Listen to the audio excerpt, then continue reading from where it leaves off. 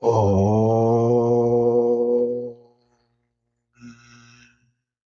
Hello, hello, hello, hello, hello, everyone. My name is Triple P, TRIPPLE and I am your astrology pimp, your astrology prophet, and your astrology priest. And today's 7 Series Astrology Prophetics video topic will be I am the Serpent. So the reason I'm creating this video is actually this is an extension, a slight extension, because the last video I did, I think it was titled What Women Need versus What Women Want, or vice versa, What Women Want versus What Women Need. And then I addressed a biblical story about Adam and Eve in that video. But I thought that I should go and clear it up a little bit more in more detail, because this story, the story of Adam and Eve, has been utilized in many cultures to pretty much uh, degrade women, if I may say, or use that story to make excuses to say woman was the fall of man and all of that, and there's the origination of sin, and the list goes on and on and on.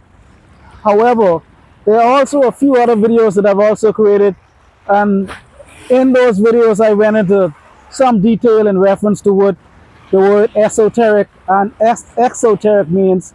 I can't exactly remember which video was it, but anyhow, there's two type of, again, reference to spiritual knowledge. There's esoteric. Esoteric means basically all of the spiritual information that most of us receive, pretty much, from our pastors, our priests, and so forth and so on. That's basically common information that everybody actually has access to. And then there's what you call exoteric knowledge. And that exoteric knowledge is pretty much the hidden secrets, the secrets that were kept, and only a very select few individuals knew those secrets, and those secrets were kept hidden for a reason.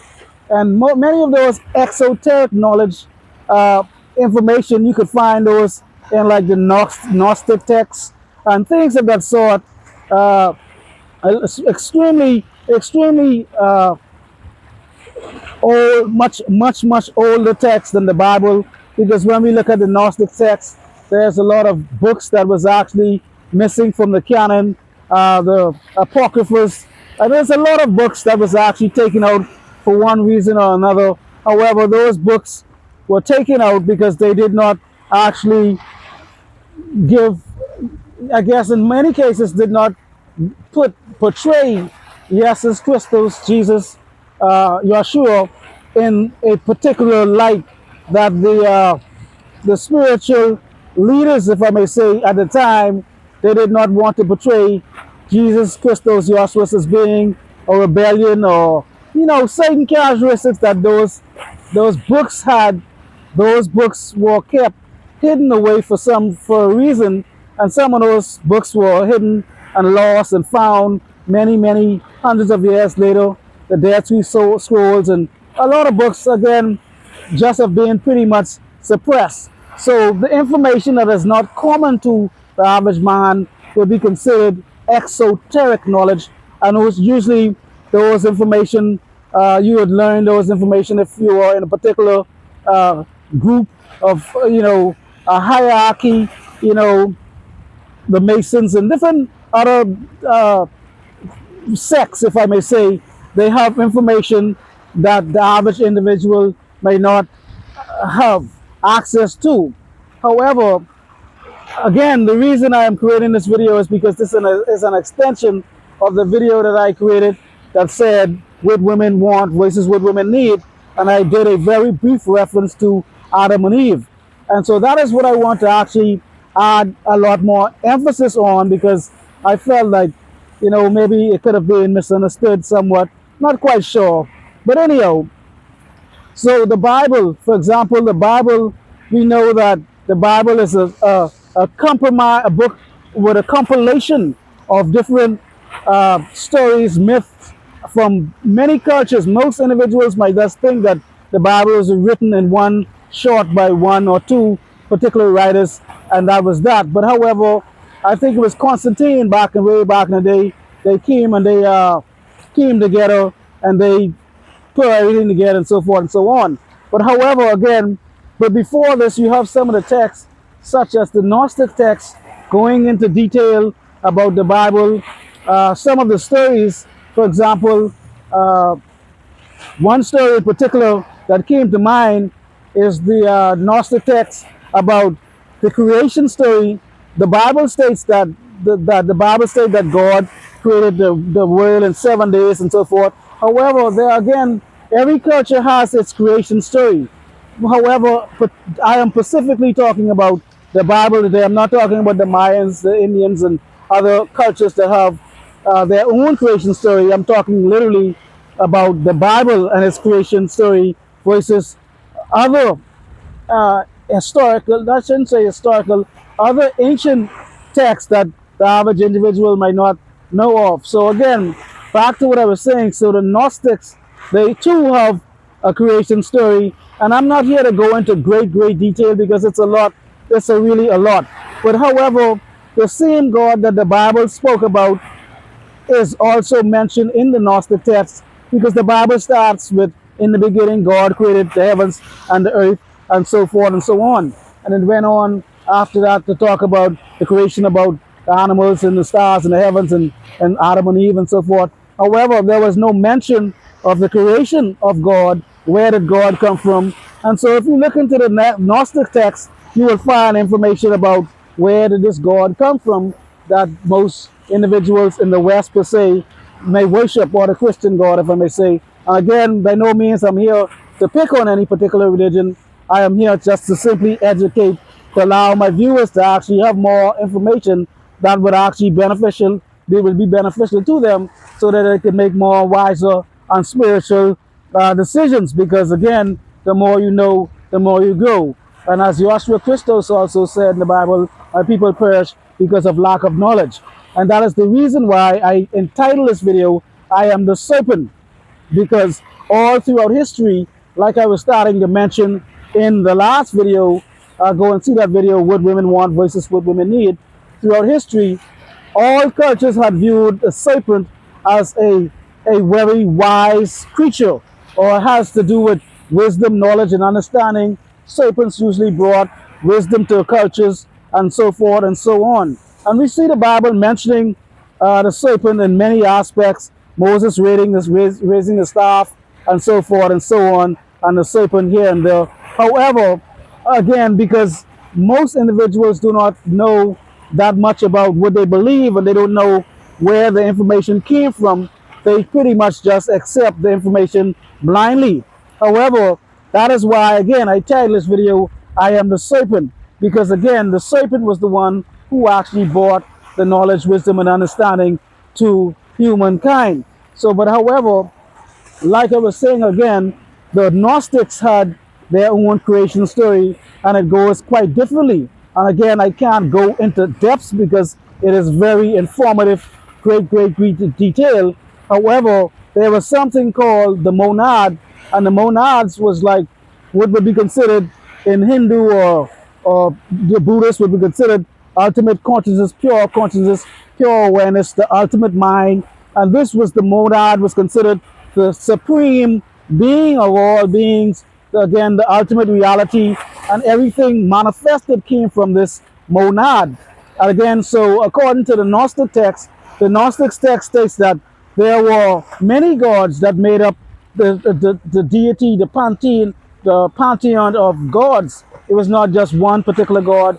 If I remember clearly, the gods were called archons. If I remember clearly, they were called archons. But however, there was one specific god called Sophia. And Sophia was a god. Sophia means wisdom.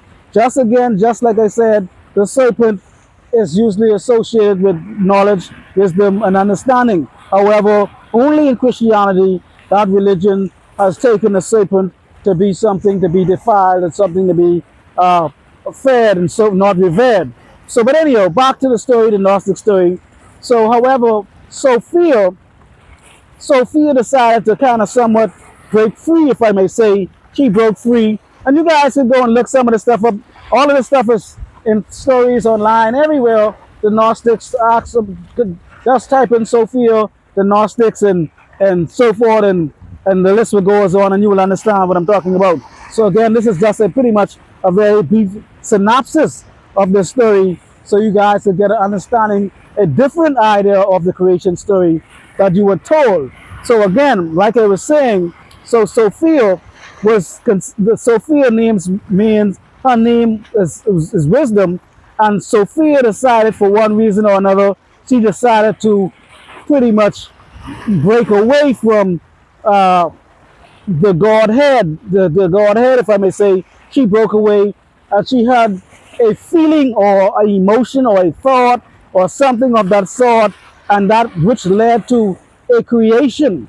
And this creation pretty much after, because Sophie was no longer a part of the monad, she pretty much created something outside of the one God, the true God that existed. And again, just for reference sake, I am not saying these are literal events. Again, nothing that I talk about I am saying is literal. Every story, everything is metaphorical, but there is some message behind the story. There is some moral underlining teaching behind everything that I speak about. So I don't want anybody to ever think that I am taking any of these stories to be literal. Again, I am here to inform and educate. So back to what I was saying. So Sophia somehow broke away, came away from the light, the Paruma, and she actually had a thought or a feeling or an emotion, and she was frightened. And the same way our emotions could create other feelings and lead from one thing to the next, this emotion pretty much was left unchecked, if I may say, and it pretty much went away. But Sophia failed to realize that this feeling, this thing that she had, that she created because she was no longer a part of the Godhead, that thing took life. And that thing took life, that thing became what they call Yel-da-Baoth. Yel-da-Baoth was the God that Sophia mistakenly created. She did not intend to make this God called Yel-da-Baoth. However, Yel-da-Baoth, because there was only thing that existed was the monad and the Paruma, and there was nothing else outside of this. So when Sophia broke away from this only existing reality, and then the monad, when Sophia broke away from the monad and this thing came created, it was like, again, somewhat of a false reality. But however, this thing did not know that nothing else existed other than itself. It thought to itself that it was the only thing existed, and so it said to itself, I am God. It said to itself because it didn't know any better. It didn't know anything or anyone else existed other than itself, because it only knew itself. And because where it came from, it didn't know where it came from. All it knew when it looked around, all it saw was itself. However, this was a big mistake. So later, at some time, this thought that was actually, again, a negative emotion of where a fear that created this thing, it did not know its origin. So again, so it believed that it was the only thing that existed. So it said to itself, I must be God. So then, after a period of time, this thing called Yel-da-Baoth, meaning the blind one, Sabiel, the blind God. It means all type of things, but it just basically means the blind God, the ignorant God, the one who does not know the truth, does not know reality, because it literally did not know anything else but itself. However, because it came from Sophia, it had the powers to actually create, because it was a part of the actual Godhead, one of the archons, Sophia. And again, if I remember correctly, she was one of the archons, but don't hold me to it. Could be correct, could be incorrect. Go check it out, because the story is a vast story. And I'm not here to go into great detail anyhow. I just wanted to basically make my point to say that this entity came to understand that it had powers, and then it started to create things, And this thing was again came from the light and came into the light, and it was darkness. And then it made the heavens, the stars. It created the earth. It created the angels. It created everything. So if you go and you study the Gnostic teachings, you would see there are some similarities in reference to the biblical God sitting on the throne in this particular seven heaven and this particular fashion. This God created the heavens, created the earth, created the angels, and so forth and so forth. And Yeldabaoth too, also Samuel, also was the one, according to the Gnostic text, who created the heavens and the earth. So if you go and read the Gnostic text, you will get an understanding as to where God actually came from, the biblical God came from, and then the story goes on and on and on. It goes into a lot of depths in reference to how Adam and Eve came into existence, the tree of life, and all of these biblical stories that kind of just started out of thin air, but their original base was based on Gnostic teachings that were suppressed from individuals who did not know, individuals who kept these information hidden in caves and clay jars and different things of the sort. And later down the line, when this information got to Christianity pretty much ran with it, and then Christianity ran with it, and then they made it their own. However, the original creation story of God created the heavens and the earth and the stars and all of that is actually from the Gnostic text. So, and then much later down the line in the story, when Samuel, he was the one who originally said that he was a jealous God, he was an angry God, and he should be fed and all of that. So it was not the biblical God that said he was the angry God. You guys can go check all this stuff yourself. This information is accessible to any and every individual out there. This stuff is online freely. You just have to do some research. So God being a jealous God, an angry God, and all of that, that was Samuel Yeldabaoth. He was the original one who said that because he did not know any better. And after a period of time, he came to realize that he was not the only God, and he realized that Sophia was the one who created him. And then after that, there was a whole big thing about Adam and Eve being created, and the list goes on and on and on and on. So again, it was Yeldabaoth, who was the one who created the heavens and earth, and that story got translated later down the line into the biblical story. God created the heavens and the earth. And again, by no means I am here to pick on any particular religion. I am here to just simply inform you guys so you guys could understand the truth. That is why I titled this video, I am the Serpent, because I am here delivering the truth.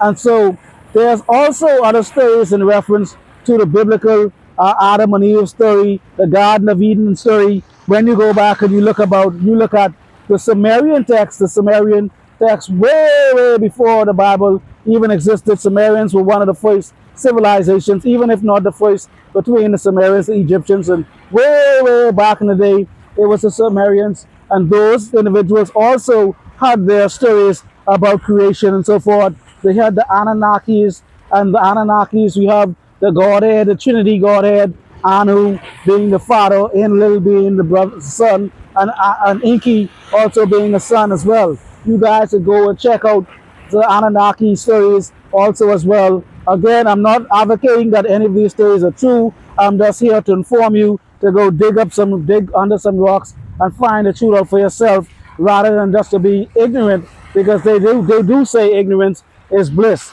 So again, like I was saying, so check out the Anunnaki Sumerian story, because that story, the Anunnaki too, also have stories about the creation story in reference to how man was created and so forth. And it was the Anunnaki gods who created man, and they too, I think, was made out of clay, and the list goes on and on. However, the difference between the Sumerian story, the Garden of Eden was not necessarily a place of, like how the Bible put the Garden of Eden, the place where, it was tranquility and so forth.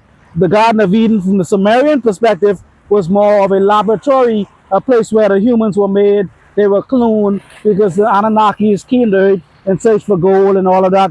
And the list goes on. I'm here not here to talk about the Anunnaki story, but they came to Earth for a purpose. They tried to do the work themselves. The work was very difficult, so they decided to make man. And when they came to Earth, out of the species was also already here. We had the animals and we had the apes and different things. And that is why they say man came from monkey, because the story, according to the Sumerian text, the Anunnakis found the apes and then they modified the genetic genome of the apes, and that is why we have one different chromosome or a split or a joint chromosome in the ape family. And that's why they said humans came from ape, because they are saying that it was the Anunnakis that when they found the apes, the primates, if I may say, they found the primates and then they modified the gene, and that is how humans came to be. And that is why humans have such a very close, they have such a close relationship with the primates. So, according to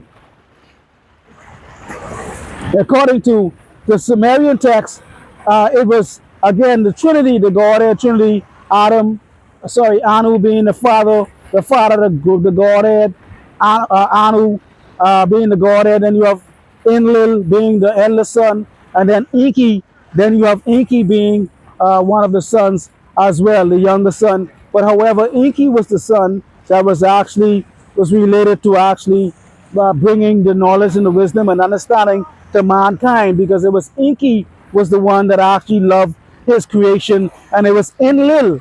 Enlil was the one, and again, if you guys go and check these texts, you will see a great similarity between Enlil and God as well. The same way when you go and check out the Gnostic text, you will see a relationship between Sabiel, Yaldabaoth, and God. Also, you will see that the stories about God are not original. There was someone who did say some of these things and did some of these things way before the Bible even came about. So which is true? Who was the originator? Did the Bible copy the stories from the Sumerians? Did the Bible copy the stories from the Sumerians or the Gnostics?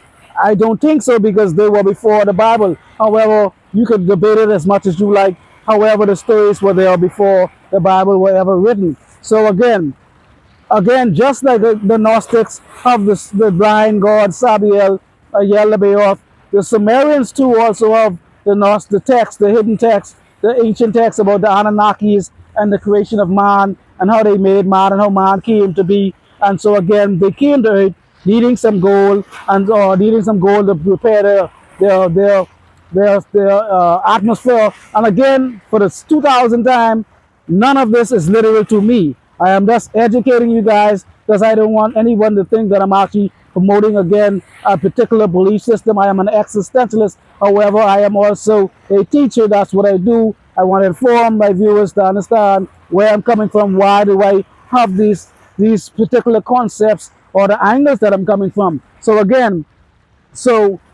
back to the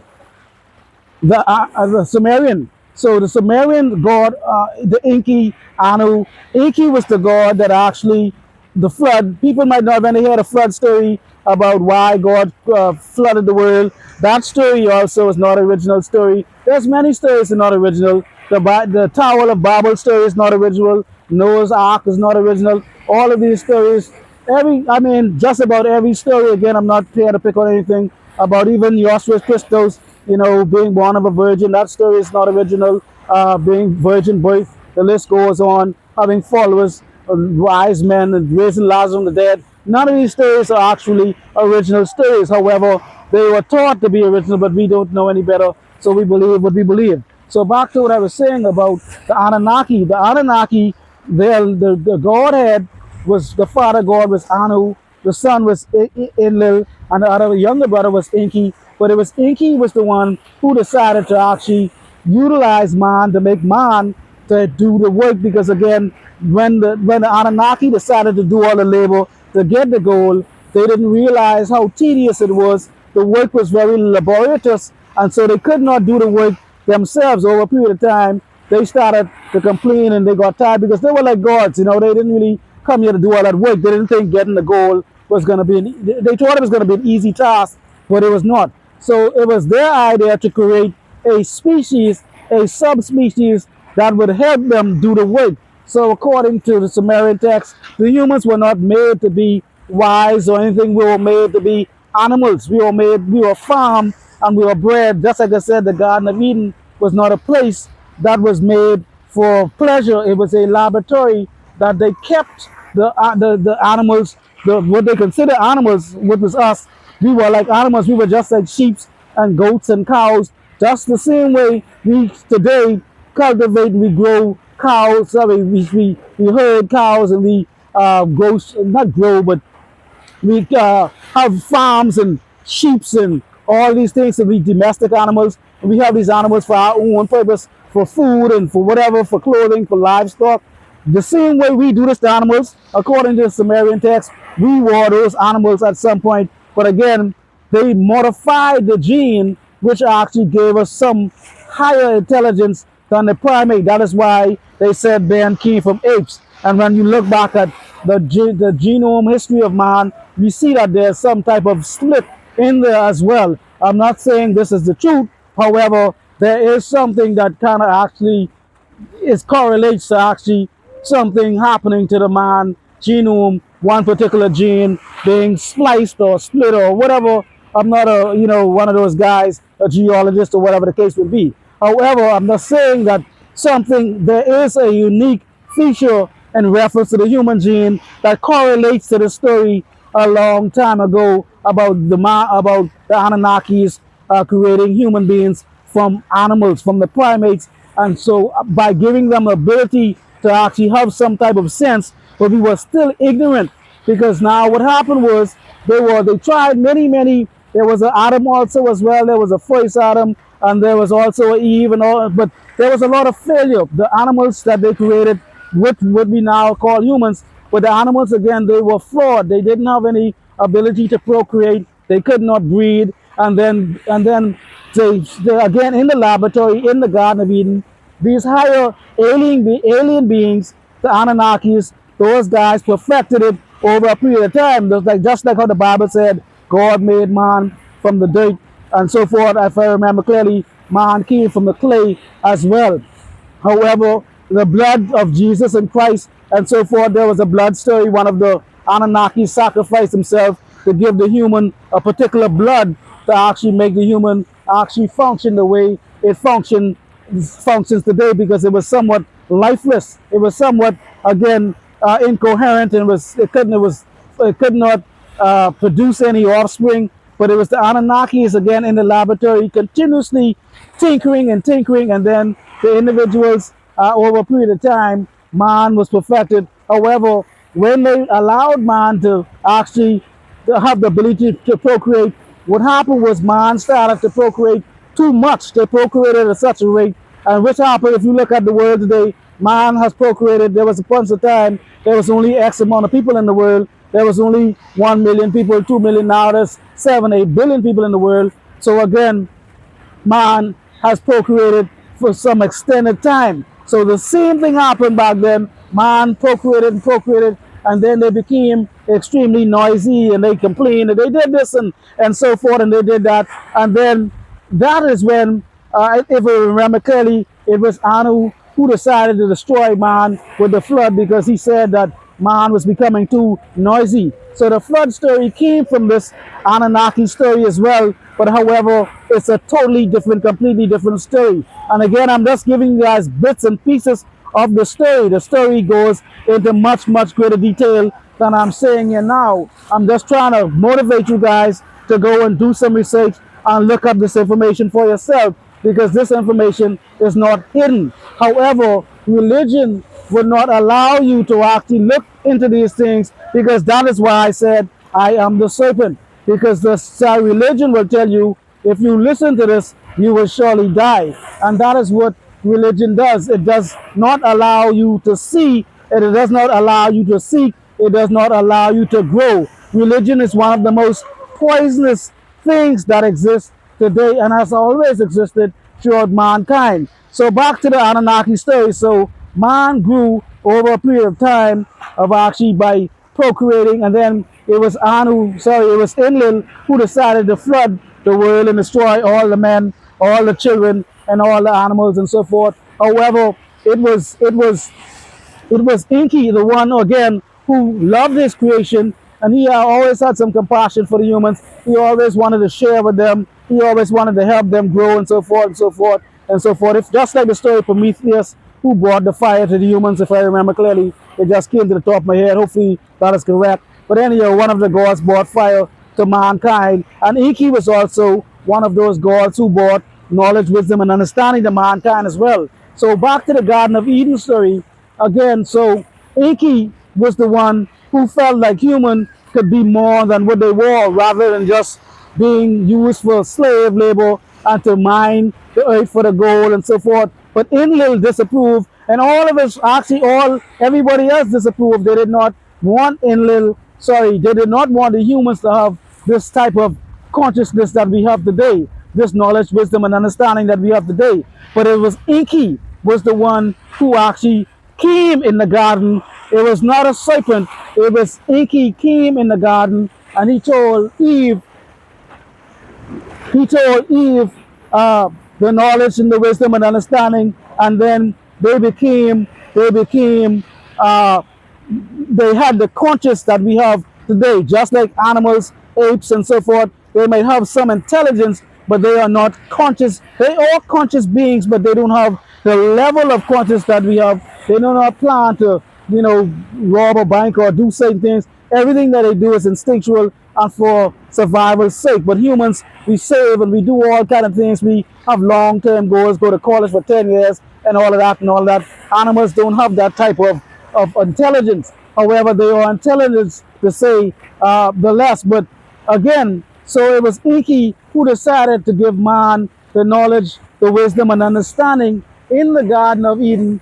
And so when Inky gave Eve, he came to Eve and he gave Eve the knowledge, the wisdom, and understanding. And it was Enlil was the one who was very upset because Inky wanted to uh, give humans ability, because he felt that humans had the ability to be more than just against slave laborers. And it was Enlil who created the flood, who destroyed the flood, destroyed everybody. And it was Inky who was the one also who caused man to survive, because Inky told the same way the Bible spoke about God telling Noah to build an ark and all of that and so forth. The story is not original. I'm sorry to say the story came from somewhere else. So it was Inky was the one who knew ahead of time that his brother Enlil planned to destroy the world through flood. So he told someone, I can't remember the guy's name, but again, you guys can go look it up.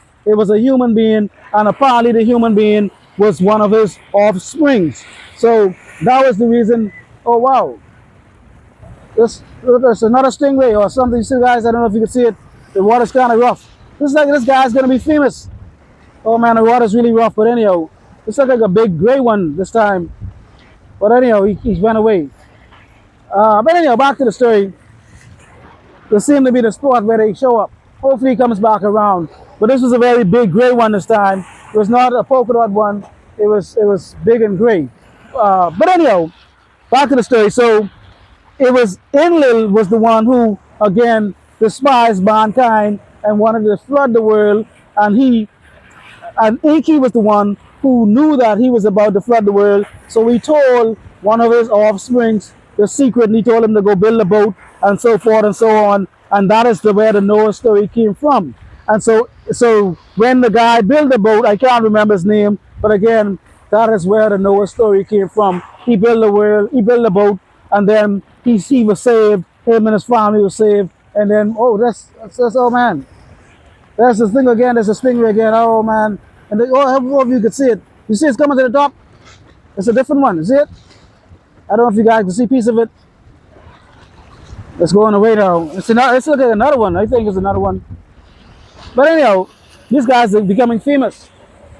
I need to pay more attention to the water, I guess, because every time I spin around, there's always another one popping up out of nowhere. But anyhow, like I was saying again, so Enlil wanted to destroy the world. It was Inky who had compassion for mankind and told the man about the upcoming flood. It was not God who told Noah to build the ark.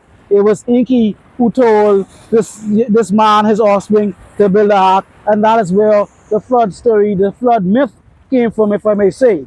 So again, most of the stories, if you go and you dig deep, you will find that these stories are a compilation of historical, not historical stories that came from other myths and other legends and different things of that sort. So it was Enki again who told Adam and Eve the story, gave Adam and Eve the knowledge and wisdom and understanding. And it was Enlil who was pretty much the chief god of earth at the time. So Enlil would be considered Yahweh, the God of the earth. And if you guys look at the Bible stories, you guys know that for some strange reason in the Old Testament, God was very angry. God was so angry, God would kill the cat, the dog, the rat. God didn't care who it was. God would just smite you. You understand me? God, hey, I wouldn't even be here today if this was the Old Testament days. I would be smitten a long time ago. My phone would be ashes. My microphone would be ashes. I would be back to dust where it came. You understand me? But anyhow, if you go back in the Old Testament, you will see that there's a big correlation between Enlil, because Enlil was a very angry god. He was the god of war, if I remember clearly. He pretty much was in charge of military stuff. So he was very angry and very disciplined all the time. He wanted to keep the humans in check. He wanted them to follow rules and guidelines, and the list goes on and on. So that is why, again, you see the Old Testament God being an angry God, God constantly wanting to correct man and punish man and so forth. And then you see the New Testament, God seemed to appear more of a loving God. So Enlil and Enlil would be considered God, the Old Testament God, and Enki would be considered the New Testament Jesus. And we know that those stories evolved into Zeus and so forth and so forth and so forth and so forth until it translated to become Christos. But anyhow, that's going off the topic. So again, it was Enlil was the angry god, and you see Enlil being angry all throughout all of the ancient Sumerian texts, and he was constantly trying to correct humans, punish humans for this and that, for disobedient. Just like the Old Testament Bible God, this Enlil was the same God. This is not a different God. And again, the Gnostics of the Yeldabaoth God, the blind God, Sabiel, he too also was angry and wanted to keep everybody in check. He was the jealous God. He was the one who believed that there was no other God beside him. He said all of these things in the Gnostic text. There is no other God besides me. And then Sophia showed up and then put him to shame. And then he realized that he was not the only God, and so forth and so on. And how they made man, and they couldn't succeed at making man because of one reason after another. They made a body, but they couldn't put life into the body. The story goes on and on about Adam and Eve and the list, the tree of life and all of that and so forth. But back to Enlil and Enki. So Enki was the one again who had the compassion of man, and he told Eve, he was the one who gave Eve the knowledge, the wisdom and understanding. Enki got translated later down the line as the serpent. And it was Enlil who came in the garden. Remember now, the garden was more of a holding place. The garden was more like a farm. The Garden of Eden was not a place like we think it is today, that we think the Garden of Eden was some tranquil place where Adam and Eve was chilling out and they was eating fruits and vegetables and coconuts all day. No, there was lab rats, if I may say. They were being monitored for what their capabilities were, how they could work, because again, the first men that they created they were not functional. They had all type of dysfunctions, and the list goes on. So they tried many times until they got the blood from one of the Anunnaki gods who sacrificed himself, just like Christos, just like Jesus, the Bible story. That's so that Bible blood story is also not an original story. I really hate to say that, but it's the truth. Go and do research yourself. I'm not here again to pick on any religion. I'm here to pretty much educate and inform anyone who is willing to listen, and those who don't want to listen, then it's all the same. So Enlil was the individual who was the one who was the angry god, who was constantly trying to correct the humans, wanted the humans to follow rules and regulations. But Enki, after he gave the Adam and Eve the knowledge, wisdom, and understanding, again, later down the line, he became the serpent. The serpent became the one who made man sin. But again, throughout history, That is not the case. The original story goes the serpent was the one who actually brought the knowledge and wisdom to man. I know this sounds kind of messed up, but it's the truth. Go and look up, do some research. That is why I said religion is something that rottens the mind, it rottens the brain. It does not allow individuals to go and seek the truth. Once they believe what they believe, there is no room for learning, there's no room for growth. It's just pure ignorance. So again, it was not, God was not the one trying to stop the serpent from it was not God who gave the goal for man to become wise. It was the serpent was the one who gave man the ability to become conscious and wise. It was Inky was the one who was the serpent who wanted man to become wise, and it was God. That is why we are confused, because it was God was the one who did not want man to have the knowledge, wisdom, and understanding. Has anybody ever wondered why God in the Bible didn't want Adam and Eve to have knowledge, wisdom, and understanding? Why would God not want man to have knowledge, wisdom, and understanding and have eternal life? Why would a God, a supreme God, if God has all of these things, why would God even be jealous? I mean, think about it. I mean, hey, most of us don't even have any real significant money or anything of that sort, and we don't have any jealousy towards our neighbors. I'm just saying. I'm not name dropping now, but something that's came to my mind. Let's use, for example, a big megastar, megastar, Jay-Z, Beyonce, someone of that sort. I'm just using this as an illustration. Do you think that they are envious of you, which are 9 to 5? You going to work stressed out with corn on your feet and bunions on your foot, and you can't even stay up all night to party one good night. You can't do anything. You think Jay-Z and Beyonce or any star for that matter of fact, any mega, A-list star, do you think they're envious of you? Come on now. Why would God have everything and be jealous of man? That's ignorant. It's like you being a creator of a car, you created a car, you created a Honda Accord, you created a Bentley, and you jealous of the car. How could the maker be jealous of the thing that he made? That doesn't even make any sense. So Jay-Z being jealous or Beyonce being jealous of you working at the post office. Again, there's nothing wrong with working at the post office. I'm just giving you an illustration of the difference of the magnitude of the hierarchy. Yes, now I would say that maybe at times they may feel a little bit, somewhat, they may maybe look back at their lives and they may say, boy, I remember when I had time to, go to the store without the paparazzi. I remember when I had time I could go and do this without someone taking my photo. I remember I could go and I could do this without all of the media, all the tabloids. I remember I could do this. I know they still look back at, some of them look back and see now, because everything comes to the price, a blessing and a curse. They have all the things that they want, but somehow they live somewhat in prison per se. They realize that they can't come out the house anymore and do the things that they want to do. You think Beyonce could come out the house right now, dragging slippers and putting a bonnet on her head like most of these girls do? Come on now. That is like that would be front stage and send out every tabloid, every news. Look at Beyonce. Beyonce went to the dogs wearing dragon masks and slippers and an old bonnet. Come on now, that she can't, even if she wanted to, she can't do it. They have servants, they have cooks, they have people who do things for them, run errands and so forth. They could stay in their homes all day, all night, but they do not envy you. Trust me on that. They might again look back and remember the days before they got famous, and they may look back and say, boy, I remember when I had a regular life. And they might somewhat, look at you and say, boy, you know what, you have it better than you do.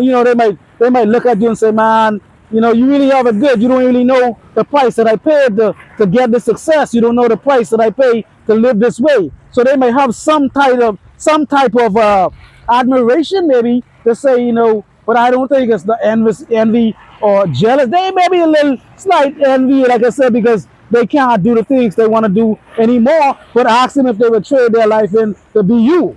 Hell no. You think Jay-Z or Beyonce or anyone from out of A-list star, movie star, is saying, hey, I want to go back to my 9 to 5 and pump gas and do whatever I do? No, the price that they pay, they're willing to pay the price, and they're willing to do whatever it takes to keep that price, to keep that status. They're willing to keep that status. So if Jay-Z and Beyonce would not be envious of you, and they are also mere mortals themselves, why would an all-being, all-knowing, all-powerful God be jealous of dirt, a creation? It's like you baking a cake and then you saying, oh man, I jealous of this cake. You, like I said, you build a car, I jealous of this car. That doesn't even sound correct. So I don't see God even being jealous of a human being at all. However, it was Enlil and Enlil, the Anunnaki god, he was the god that had animosity towards human beings and wanted to keep human beings in check. It was the Sumerian again Enki Anu,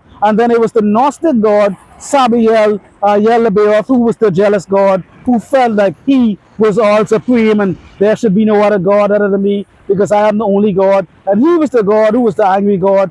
But these gods are all again gods that were actually, if I may say, small g's. They were not really big G gods. I got that from someone said that the other day, so it came to my mind. However, those were the gods were being envious. However, how could again all being all knowing, all powerful God be envious of some clay creation that it made, some ignorant, some look at our behavior, look at how we perform as human beings, look at what we do to each other. Look, do you really think that we are some big enlightened beings on this planet?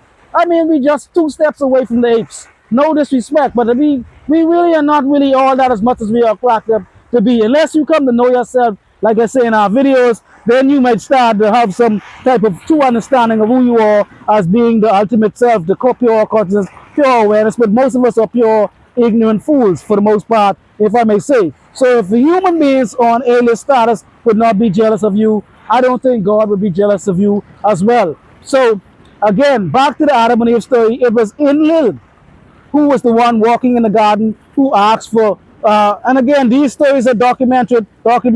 I'm not making none of this stuff up. Go and do the research yourself. That is why my people perish, because of lack of knowledge. They're afraid to look. That is why I said I am the serpent. I am the one coming, bringing the knowledge, the wisdom, and understanding. And I am the one who is going to be looked at as being the one, who is going to cost you, your life and so forth and so forth. I am going to be the one who is going to cause you go to hell, despite the fact I am the one trying to bring you eternal life. That is why God did not want these individuals. That is why God did not want these individuals to get to the tree of life, because if they had gotten to the tree of life, they already had the knowledge, wisdom, and understanding of pure consciousness and pure awareness. And then after they got their immortality, then they would be immortal just like gods. But Enlil did not want the human beings to be like gods. That is why Jesus and Christos and throughout all the texts, Jesus said that we are gods. All of the Gnostic teachings that were forbidden speak of man being as gods. We are gods in flesh. In fact, there really is no flesh when we get in a deeper level, but for the most part, we are all made in the image and the likeness of God, and there's only God, so we are gods as well. Take that or believe it, however you want to take it, take it. That is why, again, I tell this video, I am the serpent. So the serpent, Enki, did not bring death upon man. Enki was the one who told man and gave man the knowledge, the wisdom, and understanding. And after man got the knowledge and wisdom and understanding, that is when they became afraid of Enlil. That is when they became afraid of God. Because if you notice, they was not afraid of God before the Bible until they got the knowledge and wisdom and understanding. And the reason they became afraid, because only when they got the knowledge, wisdom, and understanding is when they realized how terrible Enlil was as a god.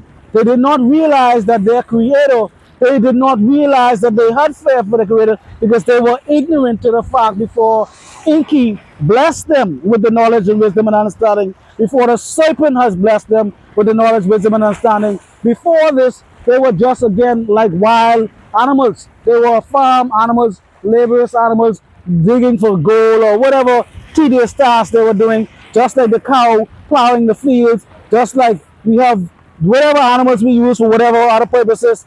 That is what we were before the serpent gave us the knowledge and wisdom and understanding. Why would God not want us to have knowledge, wisdom, and understanding? Because the story came from a story much earlier than the biblical story. The story came from a Sumerian story of a God wanting man to be under some submission and not wanting man to have knowledge, wisdom, and understanding.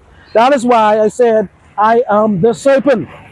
So moving up to today's understanding of the serpent being the bad guy and Adam and Eve being in the Bible, being misled, and that was the cause of sin. However, most individuals, again, because this information that I'm speaking of is exoteric knowledge, exoteric knowledge. This information is suppressed knowledge, hidden knowledge. This information is not everyday common knowledge. You can, like, you have to go and dig, you have to look, and you can find information once you go and look, but there's not going to be preached in school. It's not going to be, definitely it's not going to be preached in church. So again, according to today's interpretation of the old ancient scriptures, the Anunnaki scriptures and the Sumerians and the Gnostic texts, man has taken a story to say Eve was the cause of our fall. Eve was the cause of man downfall. Eve was the cause of man inheriting eternal sin and damnation. However, this too is pure, again, ignorance, if I may say, and incorrect, because once you come to understand the esoteric teachings, like I was saying in the last video, please go and check it out, what women want versus what women need.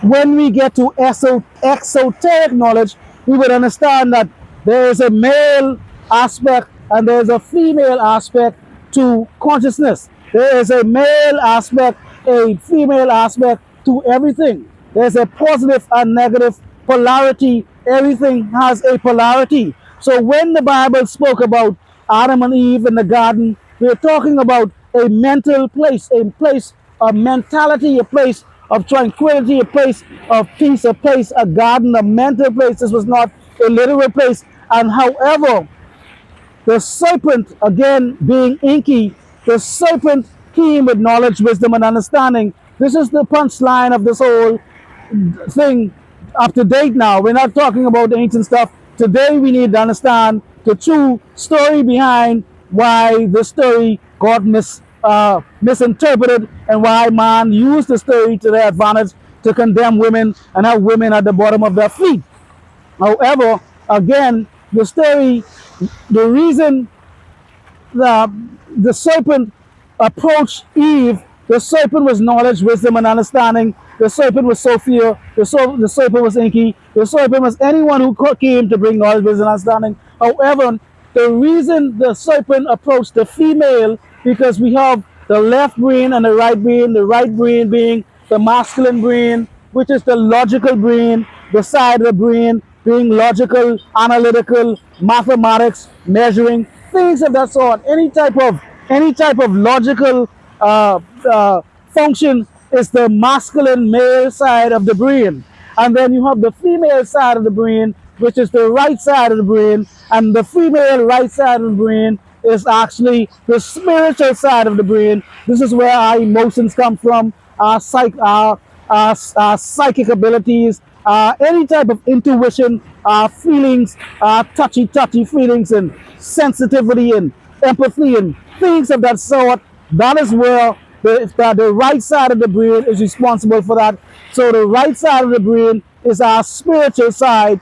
And so therefore, the reason the serpent, the knowledge and wisdom and understanding did not approach Adam, the male, because the male side of the brain is not capable of dealing or processing these spiritual things, spiritual truths, spiritual knowledge and wisdom and understanding, like I'm trying to do today. I am trying to communicate with the spiritual side of the brain. I am trying to communicate with the right side of the brain. I am trying to communicate with the feminine side of the brain. I am trying to communicate with the Eve side of the brain. And so when I speak of these type of topics about there being only God, and I go into great depths about this thing and that thing, most individuals do not comprehend because they are thinking from the left brain. They are thinking with their Adamic brain. They are Adam. That is why the serpent approached Eve. It's not because Eve was weaker and Eve was more easily misled, like most individuals will tell you today.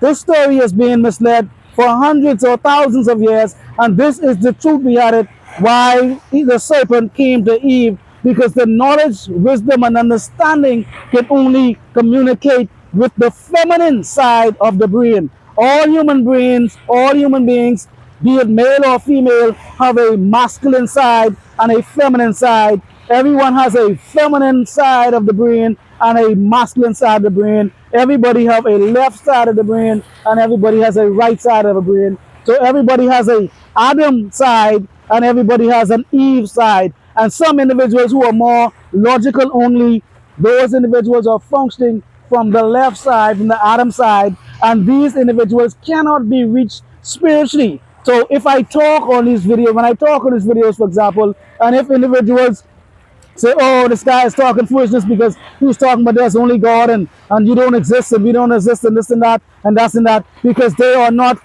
operating, they have not elevated or evolved as yet to operate from the feminine side of the brain. They have not evolved enough to hear the spiritual knowledge and spiritual truth. They are just operating from the male side. That is why it does not make any sense, because they are logical. They are saying, okay, if I exist, how come I know I exist? And you trying to tell me, I'm not who I am, and blah blah blah blah blah blah, because they are not spiritually evolved as yet. Those who would be considered enlightened, if I may say, using the word loosely, those who are considered enlightened would understand exactly what I'm talking about, because those individuals are operating from the feminine side of the brain, despite the fact that I am a masculine male per se. Look, the information that I'm delivering is actually feminine information, despite the fact how I may look, the beard and all of that and so forth. The information is actually feminine. I am speaking to the feminine mind of individuals. So the reason again, the serpent approached Eve rather than Adam was because Eve was the only one capable of receiving the knowledge, wisdom, and understanding. So I am like the serpent, coming to you guys, telling you guys the truth. Hey, this is what's going on. And then you guys are like in the Garden of Eden and you hear God. God is like your religion, your belief system, your religion telling you, don't listen to him. If you listen to him, you shall surely die. That is what's going on. I am coming to give you the knowledge, wisdom, and understanding. I am trying to lead you to the tree of life, eternal life, and so forth and so forth. I am the one who is trying to tell you, you have not sinned, you are not condemned, you are pure, you are righteous, and so forth and so forth. You are sinless. I am the one. I am the serpent. I am the one. But however, your belief system is telling you to believe otherwise. Your belief system is telling you to not listen to what I'm saying, because you are going to get kicked out of the Garden of Eden. You're not going to make it into heaven. You're going to further be sent to sin if you listen to the serpent. But if you listen to the story, it was the serpent was the one who gave Adam and Eve, the knowledge, wisdom, and understanding. So hopefully I made that clear, that the whole misinterpretation of Eve being the root cause of sin is incorrect. There is really technically no Adam and Eve per se, because again, esoterically, we are talking about consciousness, the conscious side of the brain being the left side and the right side. We are talking about the evolution of consciousness. That is what the illustration of the stories are talking about. We are not talking about the evolution of man. That is what the whole Bible is all about, the evolution of consciousness. Man coming from a lower level of consciousness, elevating to a higher level of consciousness, and then elevating, going back to heaven, or knowing God, which is knowing thyself. So for the last and final time again, please stop misunderstanding the story and believe that it was woman who made was the downside, the downfall. Yes, your pastor might tell you this. Yes, your priest might tell you this. Again, like I said, I am the serpent. You are in the garden. Those of you watching this, you be it male or female, you are Adam and Eve in the garden. And I am coming to the feminine side. I am speaking to the feminine side, which is in both man and woman. I'm not talking to a particular gender, not male or female. I am speaking to Eve. That is who I'm talking to. And again, your God, your religion, your false identity, your false belief is your God is going to tell you, do not listen to this guy. This guy is going to cost you your soul. And that is what God is trying to do. Your religion, just like God, does not want you to eat of the tree of life. I am trying to point you in the direction to where the tree of life is. That is within you, where your eternal soul lies, where there is no condemnation. However, your religion tells you, do not listen to this guy. Do not get any knowledge, wisdom, and understanding. And then furthermore, if you further listen to this guy, you might end up finding eternal life and you may no longer need me, God, as your religion, as your savior, as your false identity, as your false ego itself. So that is what these religion that is what these topics are, and that is what religion does. Religion is God, and from that aspect, in this context, religion is God stopping you from finding the truth, knowledge, wisdom, and understanding, and also finding eternal life. So with that being said, I think I'm going to end this video, because this video is, I think I've made my point clear. Again, please go ahead and check out the Gnostic text, Sophia and Yeldabaoth, about the Samiel, the blind god, and how he created the heavens and earth, and the angels, and so forth and so forth. And also go and check out the Sumerian ancient text about Anu, Enki, and Enlil, and those were also the creators, and the Garden of Eden being a laboratory or a farm, if I may say, where the humans were kept pretty much. And then the Adam and Eve story, both of those stories, the Gnostics have an Adam and Eve story, and the Sumerian have an Adam and Eve story. But however, the moral of the story is that Eve represents the feminine side of the brain, and Adam represents the masculine side of the brain. And knowledge, wisdom, and understanding, or the serpent, can only communicate with the spiritual side of the brain. Spirituality cannot be understood by the logical side of the brain, and that is the Adam side, and that is why Eve was the one approached by the serpent. And that is why this topic is I am the serpent. So with that being said, I am going to end this video, and please, as usual, go and check out my other videos. Thank you so much for sticking around as long. Share, subscribe, and like, and all that good stuff. And if you all, please, please, please stop believing in illusions, delusions, and hallucinations. Triple P, and I'm out. Oh.